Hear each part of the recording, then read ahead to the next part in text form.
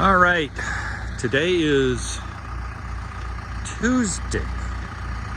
It's an incredibly busy day. It's December 8th, the day after Pearl Harbor. And we've got three groups out here today. Group number one is K&S. They were here yesterday on the 7th. They're doing the electrical here. I missed the boring, and what they did is they took a device and they bored underneath the street. It costs extra, of course, because most of the time they like to run a line to the house.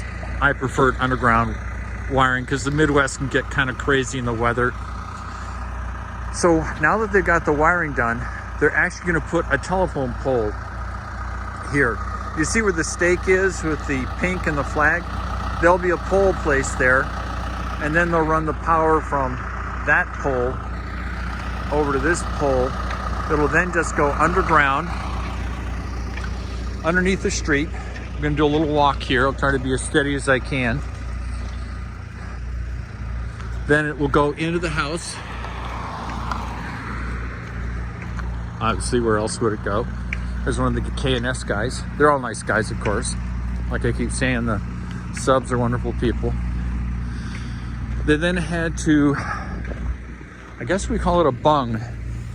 That yellow pipe is the gas line. Apparently has a lifespan of about 50 years. Guy was out here today, hooked up this connection. And they're gonna run the gas line. Now, gas and electric have to be at least a foot apart. So you can see the electric line being pulled through. These guys, one guy does gas, two guys do electric, but they help each other out. Today they dug the trench all the way to the house.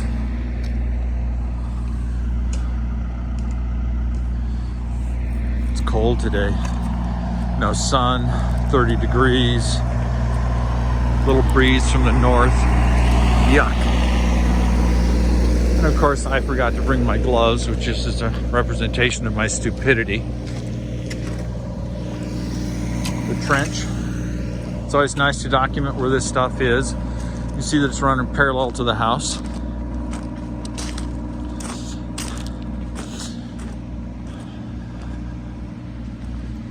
And we're just walking along here.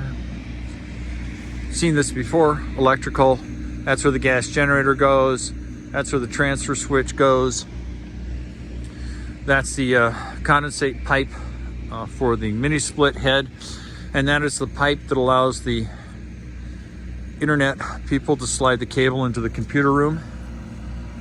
Coming along here, grounding strap, that's that copper wire. They're going to run along here. They're going to dig a trench when they're doing the gas. The gas is going to come all the way to here because that's the main gas line. They're going to have to put this mounting bracket, which is here, right about here, in order to support the meter. So that's the gas and electric people. Now we have Alpine Insulation. The fellow's in this truck. He's going to be finishing up spraying the rest of the roof. Or the ceiling. And to refresh your memory, this is spray foam. It's a little thin right now, but the idea is to seal the ceiling here. And he did most of it yesterday, but he ran out of the two-part foam. So we'll run along here.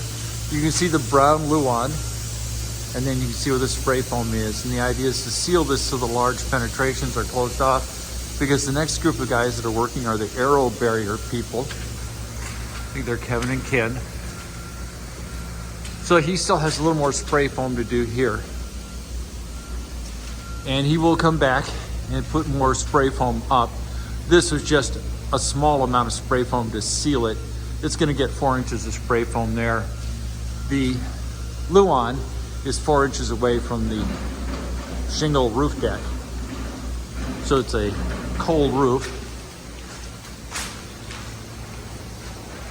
Notice how the spray foam comes around and dives down. It dives down on the backside of that wall, so you have one continuous layer of spray foam, which is what you want to do in these kind of houses. Coming through here, he hasn't started spraying because you can't be in here when they're doing the spray foam. It's toxic.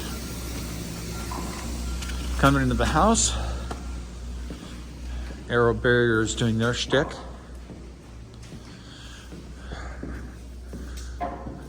They are sealing all the areas that they don't want to get aerobarrier on, which is a cock.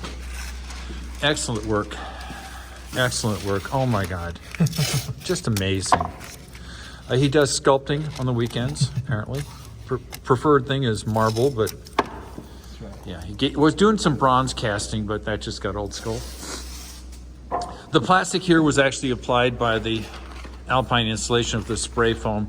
They don't want to get spray foam on any surfaces that would be expensive or difficult to clean. Aerobarrier, like I said, is sealing things like screens and windows because they don't want to seal screens and windows. They just want to seal the cracks. It's a targeted process.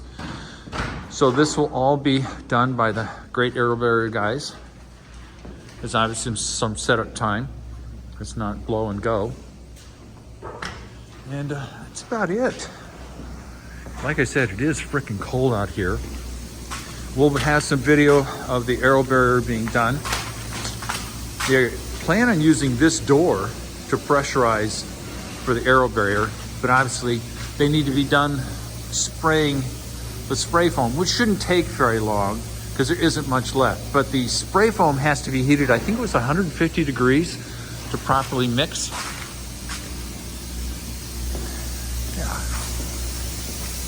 I can't be in here when he's spraying because I don't have personal protective equipment, but that's the equipment he uses to spray. Looks like every other video you've seen on YouTube.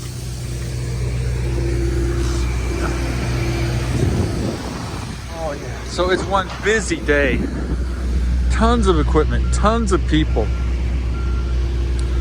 I mean, there were actually 3 more trucks here this morning. Hard to believe, but true.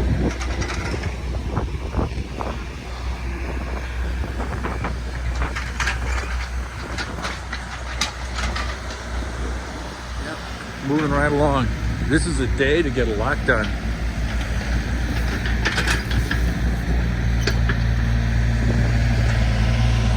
We're finishing the gas line trench.